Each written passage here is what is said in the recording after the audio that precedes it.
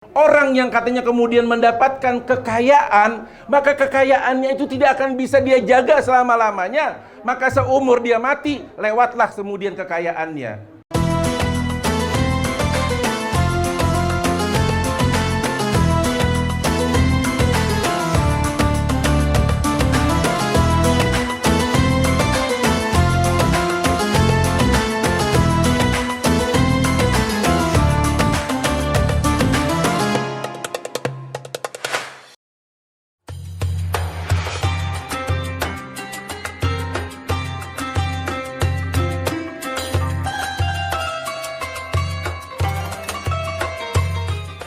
Kalau kita maksudnya mendapatkan ujian dari Allah Subhanahu wa Ta'ala, itu sebetulnya tidak lama. Itu sebetulnya sekeledapan. Orang yang katanya kemudian mendapatkan kekayaan, maka kekayaannya itu tidak akan bisa dia jaga selama-lamanya. Maka seumur dia mati, lewatlah kemudian kekayaannya. Atau bahkan ada orang yang kemudian jatuh, bangun dan lain sebagainya, maka kehidupan dunia itu ibarat angin yang begitu cepat berlalunya. Jika menyadari kehidupan dunia seperti angin, maka segala kehidupan itu maknanya hanya sangat sebentar sekali di dunia.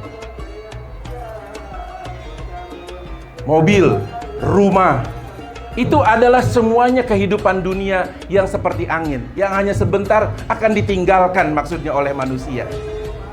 Tinggal bagaimana manusia itu memanfaatkan keduniaannya itu sendiri.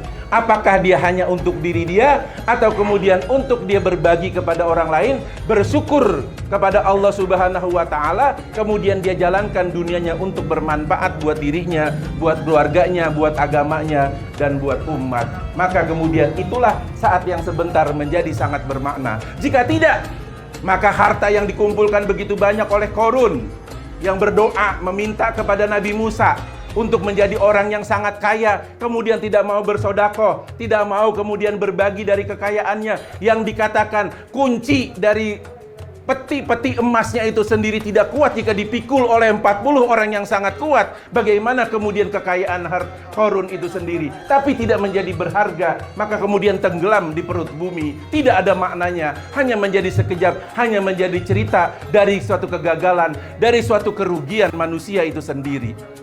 Sangat sebentar sekali. Maka kita dengan sebentarnya angin itu, kita harus memanfaatkan hidup kita. Dengan yang sangat sebentar itu, maka gunakanlah kehidupan ini dengan sebaik-baiknya. Itu pertama, angin. Yang kedua, manusia itu diibaratkan seperti debu, karena asalnya manusia diciptakan dari tanah. Jika kemudian manusia diibaratkan memang dia dari tanah, kemudian buminya itu sendiri adalah debu-debu, maka manusia adalah debu yang lebih kecil lagi.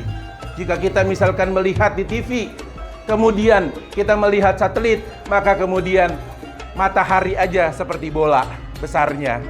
Matahari yang besar sekali itu seperti bola, maka kemudian buminya itu lebih kecil dari bola, bahkan seperti debu. Bagaimana manusianya?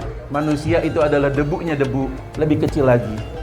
Manusia dengan dunia, maka dia hanya akan menyakiti banyak mata manusia yang lainnya. Jika dia memiliki harta, tapi nggak ada gunanya buat orang lain. Jika dia memiliki ilmu, maka ilmunya hanya untuk kepentingan diri dia sendiri. Jika dia memiliki kekuasaan, hanya untuk kekuasaan saja, bukan untuk menegakkan keadilan dan memberikan manfaat yang lain. Maka kekuasaan, maka jabatan, harta, itu akan hanya menyakiti mata saja. Tidak ada manfaatnya.